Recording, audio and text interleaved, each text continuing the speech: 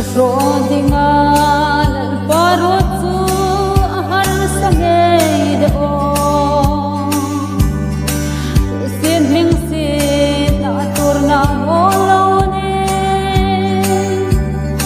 Katapel tehing kanisino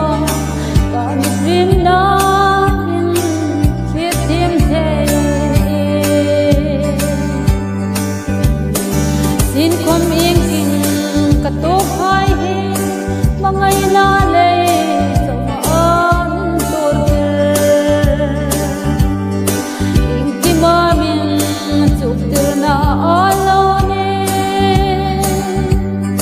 til tumang pe sitin na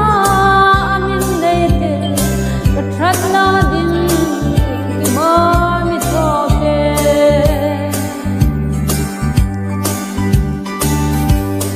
Kami simna hin him thei lavien ang sin lakong sit na le tin reng hai le doi lavien la tutlung pur pe kati kata din lo na ilan sange